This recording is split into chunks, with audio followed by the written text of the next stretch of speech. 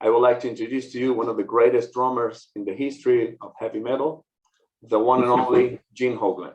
Welcome. Well, that is very kind of you, Pablo. Thank you. Thank you for having me. I'm happy to be here. Yeah, you have been a great inspiration for me and for many drummers here in Argentina. So it's an honor, a tremendous honor. Well, the honor is mine. Absolutely. Okay. So the first question that I have is, I would like to know when and why you decided to become a drummer. Well, let's see. I just got asked that exact same question about an hour ago, and I don't think I've ever been asked that, or I have been asked that question in a whole long time. I think I was probably about 7 years old when I was like maybe in first or second grade, and my desk at my school just sounded really cool when you tap on it. So I started tapping on my desk like that all the time and just annoying all the other students and my teachers and things like that. And then, you know, I just realized, wow, I like making noise.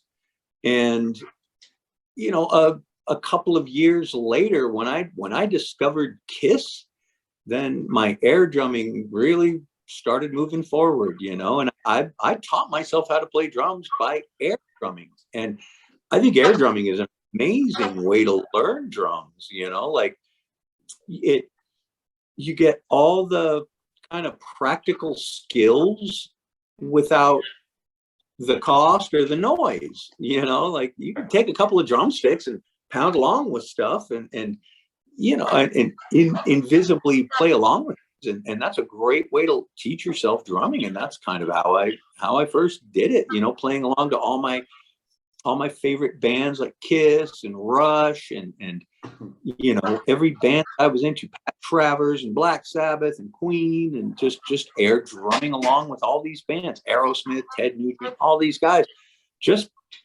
doing this. But as I was playing, you know, air drumming, I was kind of mimicking what the drummer would do. Like, say you take a drummer, Cliff Davies from Ted Nugent, a very solid drummer, a great starting out learning drummer. His chops and his licks were real simple to emulate. And then, you know, it just kind of branched on forward to guys like Neil Peart and Terry Bozzio and Mark Craney from Gino Vanelli's Brother to Brother album, Tommy Aldridge, you know, all those were kind of my first guys, Neil Peart, you know, Bill Ward, all these guys that were just, I love just playing along air drumming to. So that was a great start for me when I was 8.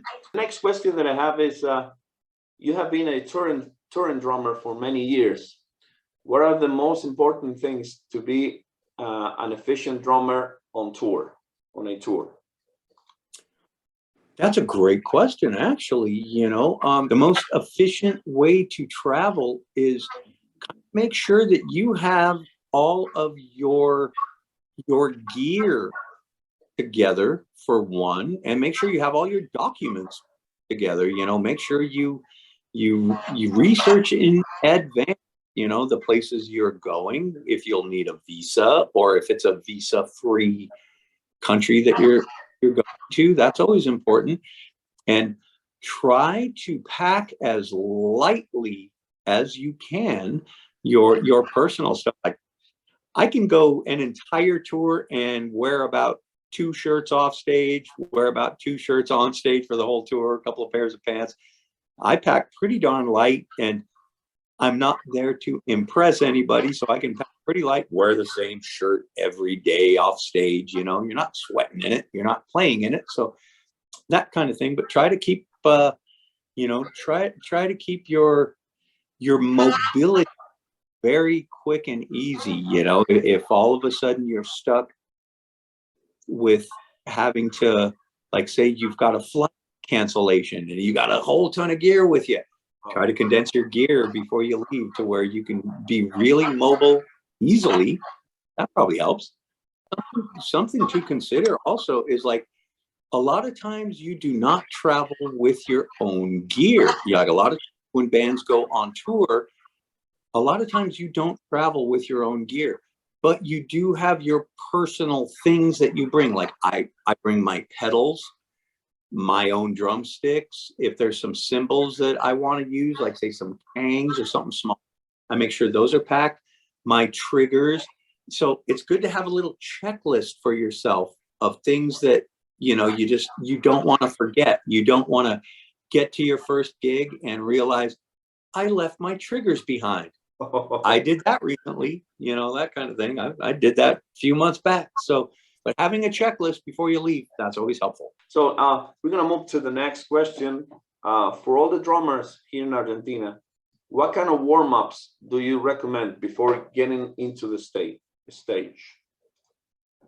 Well, my warm-up, you know, routine, it's pretty darn simple.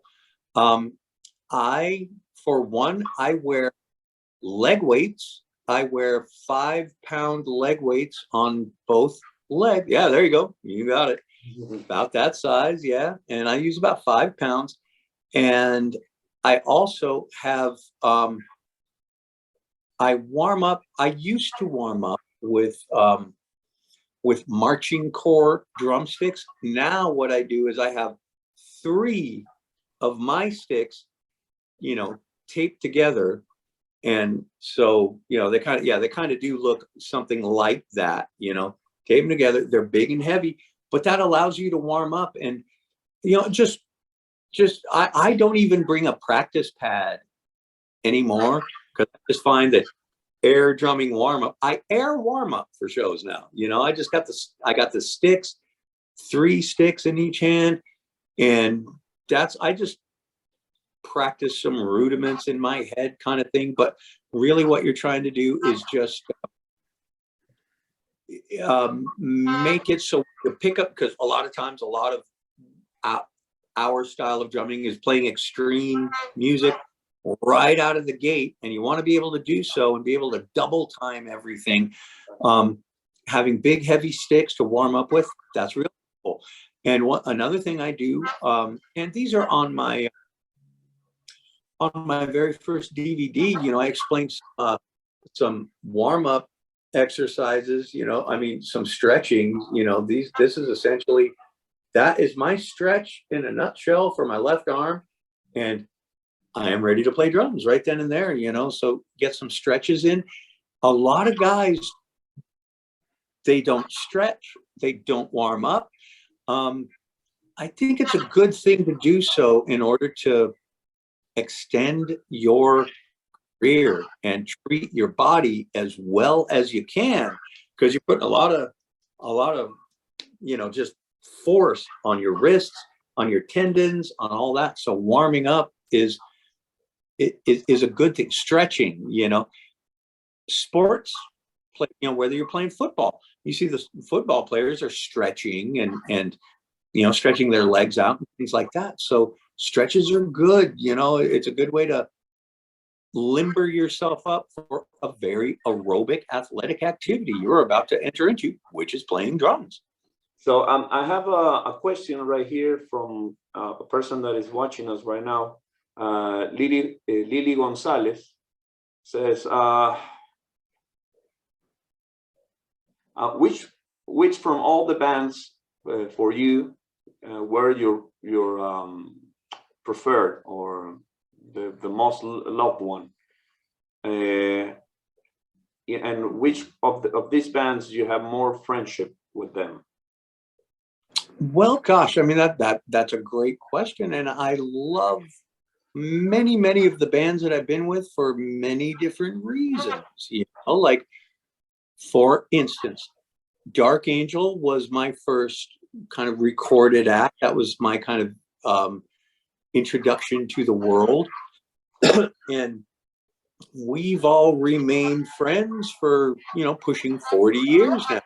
Well, 35, 40 years. We've been friends. And, you know, that's a brotherhood right there. And so having Dark Angel returning and doing a bunch of shows, and now we're writing a new album together, that's a very special thing. And it's really fun to see how each member of Dark Angel, definitely including myself, how we've grown and matured over the years. We've all become a lot softer human being, you know, like with each other, instead of just, you know, we were all a bunch of teenage, like just hooligans, you know, and now everybody's like super awesome. We have a very wonderful relationship. And, you know, you got, for instance, you got a band like Death that came directly after Dark Angel. My brotherhood and friendship with Steve DiGiorgio, Bobby Coble, and you know, those two gentlemen there, that was established over 30 years ago, and that's a brotherhood that remains to this day, absolutely. And Strapping Young Lad, there's another band. You know, I really felt every night on stage, Strapping was changing lives. You know, people had never seen something like this before, and the energy and just the whole, just everything about Strapping was so exciting. That was really fun. These days you got, you know, a band like Dethklok, you know, up here in the States anyway. That's an awesome, super fun project, very challenging, very creative. You get to really be creative in that project. And the entire production value of Dethklok is so over the top creative that makes it really fun. So I'm very fortunate in that I've gotten to play with a lot of amazing musicians, many of whom have become family members, you know, over the years. So I'm in a very fortunate position, absolutely. And we got to write crushing music together. That is a perfect life, if you ask me. Awesome. Yeah, you have quite a career and such amazing bands. I love the band Death, and actually I lived in Florida for many years. So oh, nice. Death is a part of the heavy metal of Florida scene. It sure is, absolutely. Can you explain to our viewers what Dr. Schul's Superfood is all about, and how important it is to you in terms of energy? Well, you know, Dr. Schul's Superfood, that was the very first superfood that I got involved with. And my wife, Laura, is very much, she's a very healthy person. And so when it was pretty much explained to me by my doctors that if I didn't like turn the course of my health, you know, if I just didn't get much more proactive about my health, I was not going to be around a lot longer. So my wife introduced me to all the superfoods and all the healthier aspects of living, which has a lot helped me lose, you know, 180 pounds kind of thing, which I'm not sure in kilograms what that is, 85 kilograms, something pretty big, you know, a lot. And you know, so I definitely have utilized superfoods as part of my energy regimen. Like I'm a huge proponent of High on Life superfoods as well. That's a Canadian company, and they're a fantastic superfood company. And that is where, you know, check them out, highonlifesuperfoods.com kind of thing. Check those guys out. And it's, you know, a lot of times when you're a musician and like, say you're feeling just a little bit draggy before the show, you don't have the biggest, highest energy before the show, it's very natural to turn to like an energy drink, you know, a Red Bull or a Monster or whatever energy drinks are out there. I do that. A lot of those are very natural. A lot of them have so many like not good for you chemicals in them that they'll get you up for the show, but really in the long term, they're kind of doing some damage to you. So all superfoods it's just natural ingredients, natural vitamins, natural nutrients. And instead of reaching for a Red Bull, a Monster, or for some musicians, you know, the harder chemical drugs kind of thing, a lot of people do that. It's a lot better on your system and will keep you around a little bit longer if you reach for some vitamins, you know, like just natural organic vitamins that are going to do the same thing for you that a Red Bull, an energy drink, whatever. But they're going to leave you in a better position than an energy drink would, or a hard drug to get you off the show, you know, that kind of thing. So that's why I'm very fortunate that I've discovered all this, you know, thank God to my wife, kind of thing. So there you go. We're gonna make another question, but this time it's gonna be from a person that is watching us right now. His name is Lucas Mendoza. Lucas Mendoza is asking, which of the bands that you participate demands more time for rehearsal? I'm translating from Spanish to English, sorry. And, I understand. And normally, how many rehearsals in month it takes you to be ready for a tour? That is a great question. Yeah, that's a great question, Lucas. That is very dependent upon which band I would be touring with. Like, say, a band like Dark Angel, that it's helpful to get a few rehearsals in before you go out on the road, because that's such a demanding, high-paced style of music. Dethklok is another band that you want to be really prepared for, because there's so many responsibilities with a band like Dethklok. It's more so than just having your chops to play all that fast double bass and precise music.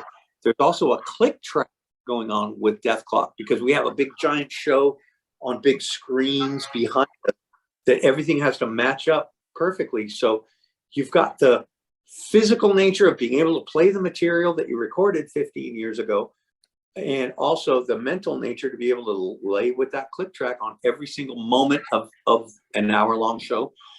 And then you've got a band like Death to All, Death, playing death music. Death music is challenging, you know. It's mentally not so much, but from a physical standpoint of, you can't take 2 months off before any of those 3 bands that I mentioned. You can't take 2 months off before them and then just jump right into rehearsals.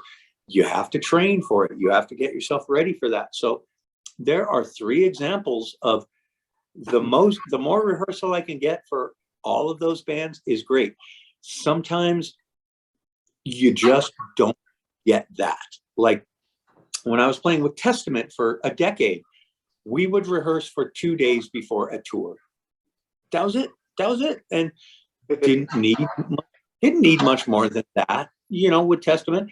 And that's another thing where you kind of get yourself ready on your own.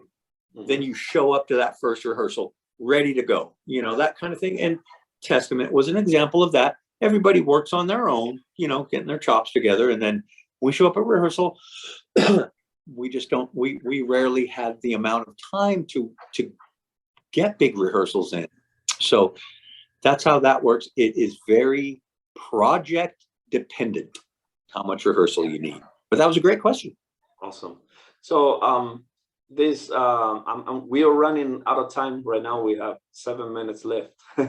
So okay. I would like to say that it was a tremendous honor for me talking to you, because you are a great inspiration for me, especially on the double kick or double pedal. Thanks to you, I'm able to play in faster BPMs right now because of your lightweight technique, you know. So and excellent, Pablo. This is the first time ever in the history of this country that we're talking to a legend like you. So that is amazing. Well, I'm honored, Pablo. Thank you very much, man. And it's a pleasure speaking with you. And I hope at some point we get to, you know, meet in person. Absolutely. Well, thank you so much, Gene, for everything. And we keep in touch, okay? Absolutely, Pablo. Thank you very much. Wish you and your viewers all the best, and we look forward to, you know, another gathering in South America someday. It'll happen somewhere. Absolutely. Awesome. All right, Gene. Take care. Take care. Bye-bye.